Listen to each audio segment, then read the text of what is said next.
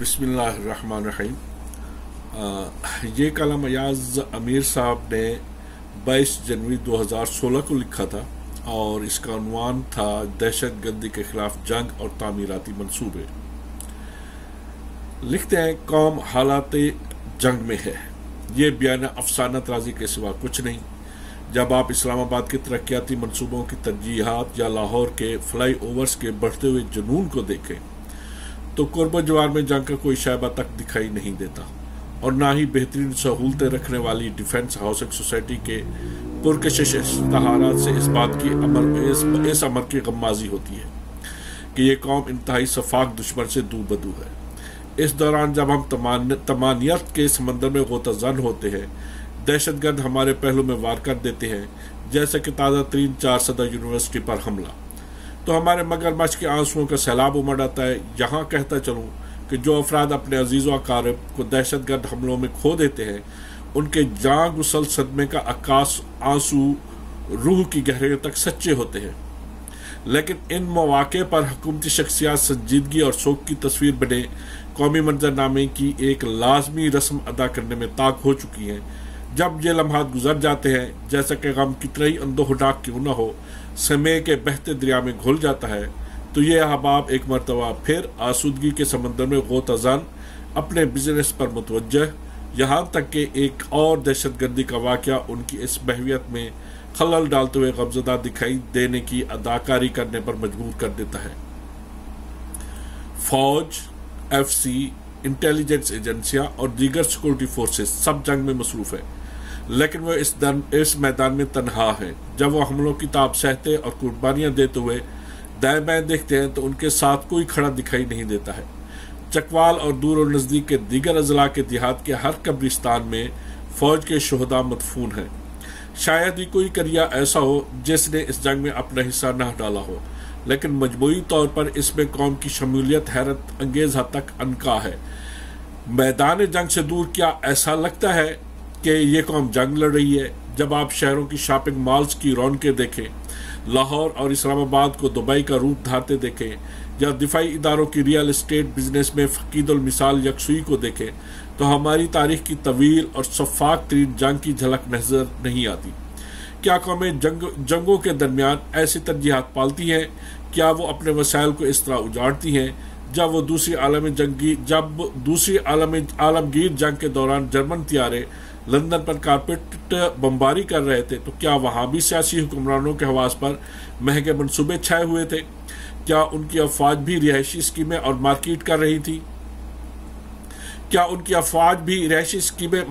رہی تھی؟ ہمارے وسائل محدود ہیں، تو کیا پہلے ہمیں ہر چیز کو پس پشت ڈال کر پولیس، عدالتی نظام، صحت اور تعلیم کے شعبے کو بہتر نہیں کرنا چاہیے؟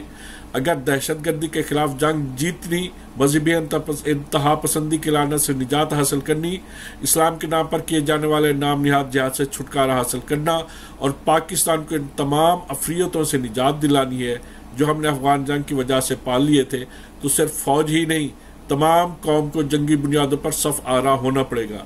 یہ جنگ صرف کسی فوجی آپریشن کا نام نہیں، بلکہ پاکستان کو ایک بہتر اور منظم ملک بنانا، شہروں کو بہتر طریقے سے چلانا، ٹریفک کو کنٹرول کرنا اور پبلک ٹرانسپورٹ کا انتظام کرنا اور سفید ہاتھی جیسے منصوبوں جو پنجاب کے وزیر اعلیٰ کا خپت بن چکے ہیں سے چھٹکارا پانا بھی اس جنگ کا ایک حصہ ہے۔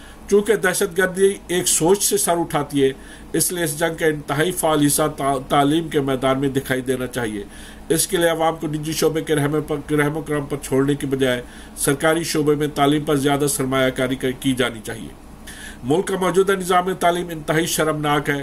او لیول اور اے لیول، جن سے انڈیا نے 1964 میں جان چھڑا لی تھی، کی بجائے یکساں نظام تعلیم کا قیام اور اسلامی مدرسوں کے ذریعے سرکاری تعلیم کی فراہمی جیسے اقدامات کہنے میں آسان، کرنے میں مشکل ہے، کیونکہ ان کے لیے خاطر خواہ فنڈز مختص کرنے کی ضرورت ہے، لیکن ہماری حکومتیں اپنی عجیب و غریب ترجیحات کے ساتھ ان منصوبوں کو درخور اعتنا نہیں گردانتی۔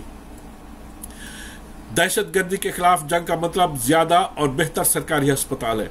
इसका मतलब है कि अगर हम वाकई इस्लामी निज़ाम चाहते हैं तो वो मुफ्त इलाज मुआवजा, गुर्दों की मुफ्त सफाई और तब्दीली और कैंसर के मुफ्त इलाज का अहतमाम कर लीजिए। इसके लिए क्यूबा जैसे सेकुलर मुल्क से सीखने में कोई हर्ज नहीं, क्योंकि हमसे पहले वो ऐसा निज़ाम कायम करते हुए अपने शहरियों के लिए ये सहूलतें यकीनी बना चुका है। याद रहे, क्यूबा बहुत अमीर मुल्क नहीं, वो वसाइल में हमसे बढ़कर नहीं, और उन्होंने भी अपने काम से लेकर अब तक अमरीकी मुआशी पाबंदियों का कहर झेला है। आज भी हवाना की सड़कों पर 1950 की दहाई की अमरीकी कारें दिखाई देती हैं, क्योंकि क्यूबा कारें दरामद नहीं करता ताकि वह वसाइल को तालीम, सेहत, समाजी बहबूद और दिफा के शोबे पर लगा सके। अमेरिका ने पूरे दाव आजमा कर देख लिए, लेकिन वो क्यूबा को झुकाने में नाकाम रहा। इनकलाब के बाद क्यूबा एक पुरएतमाद और तवाना मुल्क है। हमें भी इसी की तब्दीली और ताब और तवाना की ज़रूरत थी, लेकिन हमने एक मुख्तलिफ रास्ते का इंतखाब करते हुए खुद को मगरबी दुनिया के साथ नत्थी कर लिया। हर चंद इस दौरान हम भराई हुई आवाज़ के साथ इस्लाम की अजमत के नारे भी लगाते रहे। शुक्रिया आपकी समातों का, और अल्लाह ताला आपको सलामत रखे, आपको सेहत और सलामती के साथ लंबी ज़िंदगी अता फरमाए। आमीन।